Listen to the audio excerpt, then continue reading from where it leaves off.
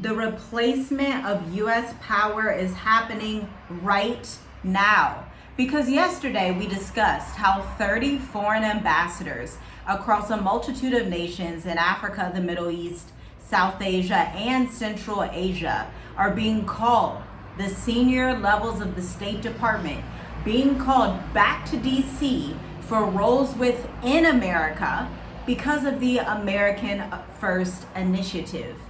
But what happens to Africa when America pulls out? Africa rise. Yeah, Africa will rise, but it's not going to be without other people looking to get their hands on the African continent, like Saudi Arabia, Dubai, China, Russia, and many more. Even European nations that are not world superpowers are behind the scenes here trying to figure out how to make their empires last a bit longer. Because Africa, to be honest with you, is the origin of everything, okay? And so empires rarely announce their exits though. They're going to lower their voices first. They stop showing up to meetings, they delay the funding, which has already happened, and they call diplomats for review, which is what's happening right now. And then one day, while the building is still standing but the room is empty, we're going to see Africa finding itself where it is right now. Yeah, and Africa is finding their place right now, and that's the head and not the tail. Like literally, if you can't see that, it's literally happening in real time right now. Like you have to see how it kind of reminds me of, once you start to know someone that you didn't really think was cool or something, and then you start to realize, okay, this person is very, very cool. And you start to look at them a little bit different, and you try to be nicer, you try to work things out with them and stuff like that. That's what's happening right now. Africa is the coolest place. It's the best place to be. It's the place to get the resources and everything. And what happened in the past is not going to happen in the future. They're going to come at it with a different approach, but Africa is going to have to stand on their 10 toes and realize that we are the head and not the tail. Yeah, because power is never going to leave a space unclaimed, especially in the new world that we're walking into in 2026 to 2030. And history does have a habit of repeating itself. We're going to break down in this video a few things that happened throughout history that are similar to this pullback that we see right now. And right now, I want to dive a little bit into Britain, because we all know Britain used to be a world superpower. Like, that's no secret. I mean, they and France basically colonized the entire earth, much of the regions within Africa, much of the regions within Asia, and then the Spanish conquered and colonized South America. But here's the thing. When Britain decided to retreat from its colonies, the vacuum did not produce independence alone. It produced new patrons, new debt structures, new hierarchies wearing different suits.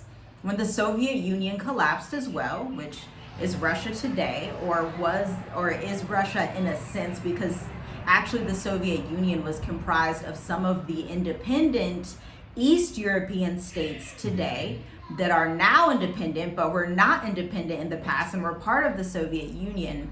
It did not create neutrality. It created opportunity. And Africa today is choosing between neutrality and opportunity, independence and influence. And so you're going to see the continent taking sides with different people. You're going to see the continent, especially North Africa, side with Middle Eastern type of countries. You're going to see regions in Southern Africa perhaps side with China or India, maybe Russia secondarily. And then you're going to see West Africa split. Some side with Russia, like Burkina Faso, Mali, Niger. Then some, like Ghana, perhaps Senegal, Cote d'Ivoire, they may still side with some Western European empires and old-time colonists. Mm-hmm. For me, what I see is Africa, they need to use these superpowers to their advantage, right? So we know China, they have all the products, they have all the items, right? So they are probably going to use them with trade. With Russia, as we know with Burkina Faso, they're very close. And this is history. They're very close. They're going to be for protection. Same as, North Korea in a way, because Russia, China, North Korea, is it Iran or Iraq? Iran, they're pretty heavily protected, right? So Africa is moving in a way where they're starting to be strategic to know what's coming in the future, because they know America is going to come after Africa heavy. But if they can't last, if they can't protect themselves, if they can't trade amongst themselves or trade with other nations like India or Asia and stuff, and China, that might as well go out the window. So things are changing very fast, and I can see that happening definitely before 2030. Definitely before 2030. If not earlier, because remember, some of the countries on the list where the embassies are not yet closing down, but their senior level ambassador managers, the top person at the U.S. embassies speaking on behalf of the U.S. government to these countries. These people have been pulled and brought back to Washington, or will be in the coming months, and told, hey, you can work anywhere in the State Department that has an open role, but we're closing that role. And so some of those countries were Niger, Rwanda, Cote d'Ivoire, Madagascar, Mauritius, and a couple of others that we touched on, even Egypt and Algeria in North Africa, the Philippines, Vietnam. These are all freedom-focused territories where actually a lot of expats flock to be quite honest with you, like global expats. Like, understand, this channel is global. What we're talking about is global movement. People from everywhere deciding at the same time, obviously prophetically, whether they realize it or not, it's time to exit the West, and they go into these nations. But America doesn't like that. But as we're going to see, it doesn't really matter, because guess what China is doing? Can you guess the amount of money that China has put into infrastructure in the continent of Africa? I'm not sure America can shape up. If you had to guess.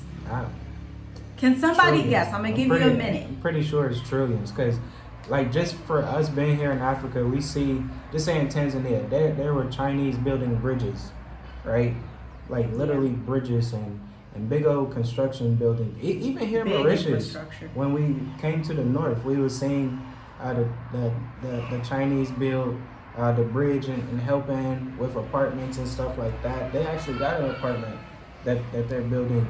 Multiple. Yeah, so it's just like they build pretty fast and sufficient. So, you just gotta be outside of America to see how America's moving and how America's falling. Put it like that. Because once you're outside of that bubble, you can look in and be like, wow, okay, there's a lot of things going on outside of that 4% of the population. Yeah, because at the end of the day, China doesn't have empty motives, empty, shake hands on TV and let's say we work together, haha, kiki, smile. China's not on that. China's not worried about getting the best picture at the international networking events. Do you know what China is doing? China is putting forth over 150 billion worth of infrastructure projects across Africa in the last 20 years. This is 20 years in the making.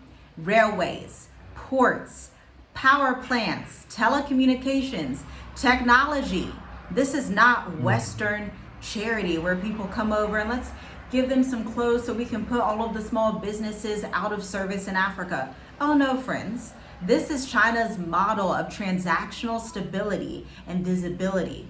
They need roads, they need buildings, they're going to need more real estate.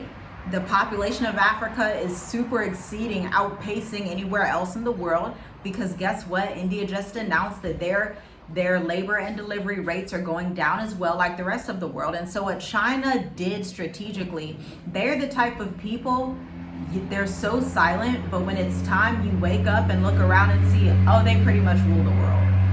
Oh, they just built everything so fast. Oh, they have all the clients. They're making all the clients, but they're not doing it in public. Like you said, you'll drive down the street, look in an apartment, and you see the buildings, the licensure, and it's a Chinese company. They're not doing this on a public front. They're just coming in and signing business deals behind the scenes. And I must say, that's the type of business strategy that I like, to be quite honest. And by default, they become more than just a partner, and they don't even really look like a colonizer in the old way of colonization. No, this looks like somebody that's an investor. Like, we're just doing business. I have land that needs developed. You have the tools to do it. Let's work together. Now, in no way do we condone what China does to the Congo. In no way do we condone the bad things that China does on the continent.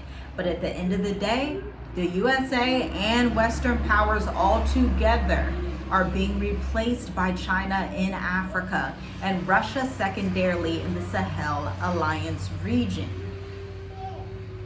Yeah, we gotta kind of learn from each nation in a way, which when you look at history, they learn from our nation, but we just don't understand we are the most powerful nation.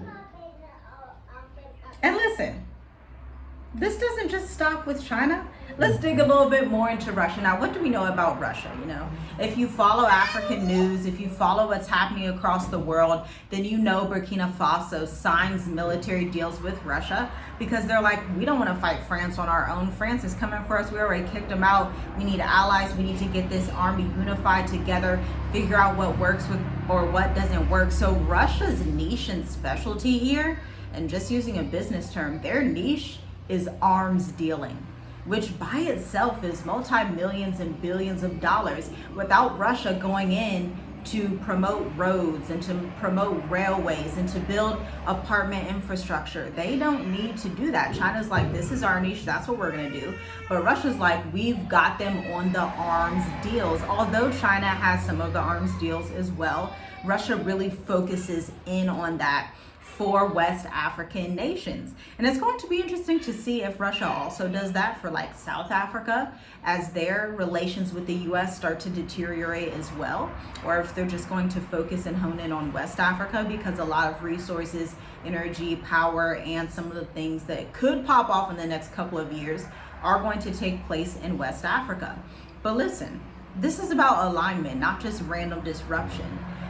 Russia is going to offer to the continent of Africa security assistance without public scrutiny, diplomatic backing in global forums, and a counterweight narrative to Western dominance, which Africa is so ready for. Africa is so sick of colonization. No matter what country it is on the continent, the only two that haven't been colonized are literally Ethiopia and Liberia. And so these people on the continent, they're like, look, this is ridiculous. So it's going to be interesting to see what Russia continues to do. And then just keep holding on. Hit the like button, share this video, because I also want to tell you about the UAE, Saudi Arabia, and Qatar. Listen, this is going to blow your mind. This blew my mind after doing this research. Because the Gulf states in the Middle East, and if you're unaware, North Africa, we were unaware before coming. We didn't realize North Africa is mostly populated by Arabic Berbers. And so it's very much resembling or looking or feeling from a cultural standpoint. If you go to the parts of North Africa like Egypt, Algeria, Tunisia, all of these different countries, you have a huge Arabic influence, okay? And so from a cultural perspective and also just from a spiritual perspective, Islam pretty much rules a lot or all of North Africa. And so it looks very similar to the Middle East in those terms. You have mostly in sub-Saharan Africa, darker skinned Bantu, African looking, like traditional African looking people for the most part. And then obviously the Mascarene Islands, which they captured indentured servants and literal slaves from East Africa to take them to the islands of Mauritius, Madagascar, Mayotte, all the wonderful islands, Comoros, that are over here, okay? But listen, the Gulf states are capital with cultural memory. Remember, the Gulf states aren't new. No, these terms like Saudi Arabia, Dubai. These were ancient players in the old world, like Persia, the Persian kingdom. Literally a kingdom mentioned in the Bible that predates most of these kingdoms in the world, to be quite honest with you. And so they always traded with Africa before America was even a thought. America wasn't even a thought 2, 3, 4,000 years ago, when these kingdoms of different nationalities were ruling and trading with the African continent.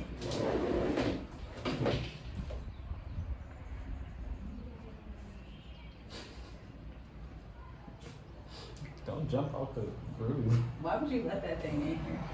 It's gonna fly right back out. Don't jump off the roof. Okay, that was at the 30-second mark. So, this old Persian empire, okay? UAE, Saudi Arabia, Qatar are investing heavily.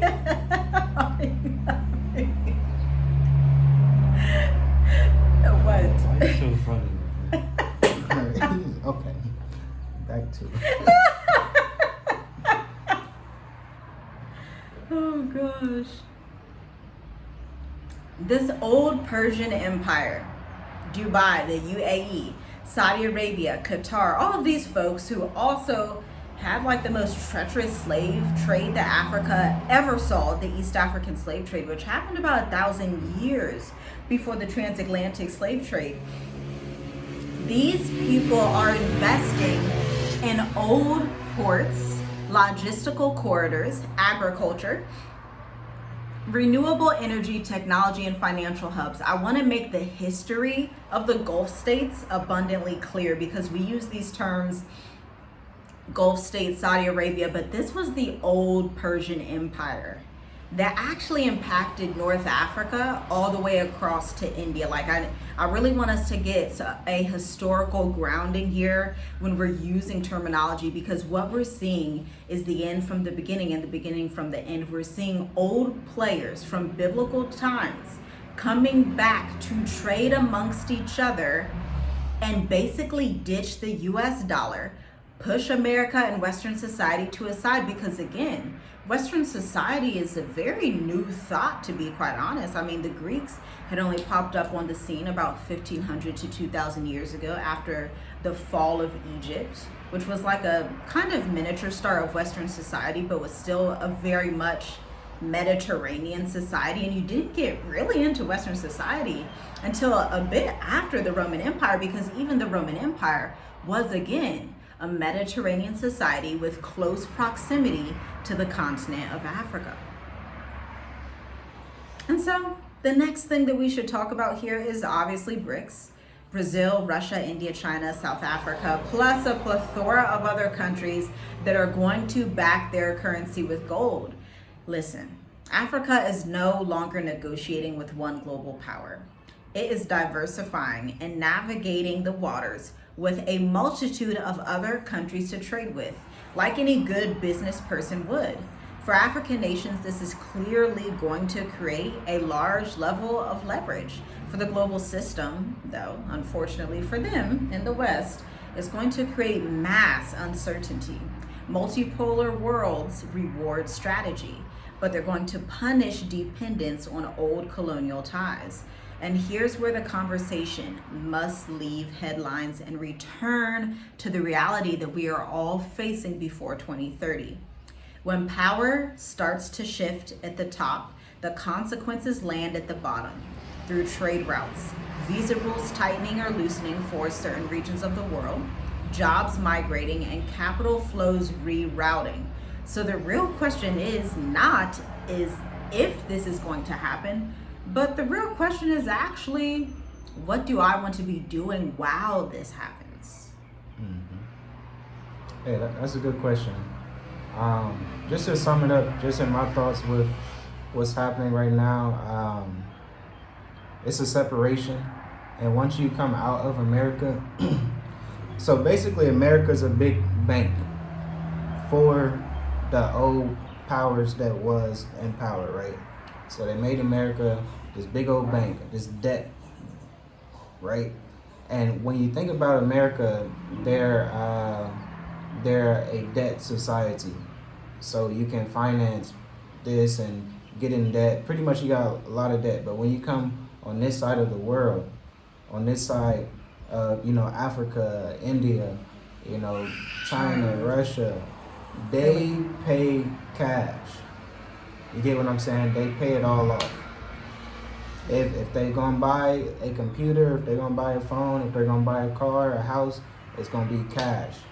So what's really happening right now is two separate worlds that's splitting. Like, it's literally splitting in half, where there's a bank debt side and where there's a side where they really know how to take care of finances. And this is literally what's happening right now with these nations trading with each other, understanding the value of gold and how this can be backed in the US dollar is just a paper. And it's just gonna, disappear, just goes in the air. Like, if you make $100 today, tomorrow it's gonna be worth $70. And it just keeps depreciating. So just for me, it's just like, wow, things are happening fast. And if you don't have the understanding and you can't really have that discernment to see what is to come, you really gotta dig deep. You really gotta listen, and not just listen. You gotta act and put yourself in a good position where you're not going to be affected by this in a couple years, because everything takes time. And with this taking time, like time is speeding up. Time is just is moving faster and faster. And if you do not take this serious, I'm telling you, you're going to be back 2 steps.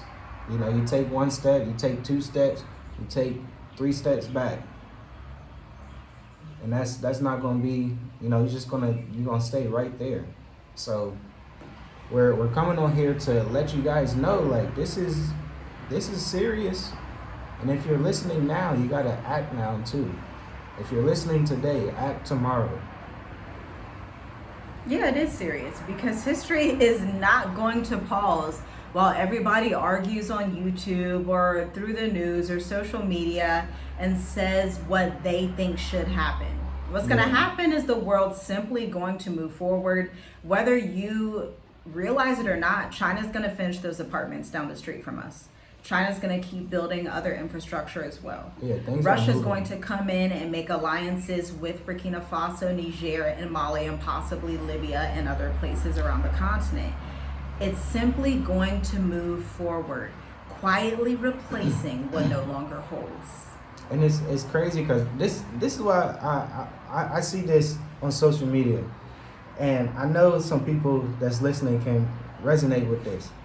So China, the other day, they said they're banning OnlyFans because it's ruining their society. Think about that. OnlyFans is very popular in America, right? And I saw that, I'm like, dang. So they're like, even Putin and Russia, they're standing up for certain rights and values and righteousness. You get what I'm saying? Righteousness. Human rights. So you got to have that discernment to realize, like, although America throws you with all these distractions and throw you with all this false information, because most of it is not true until you step out and realize, okay, it's not that bad. But once you start to see this stuff, there's no going back. There's really no going back. Only forward. Really. Shalom, shalom. We'll see you in the next video.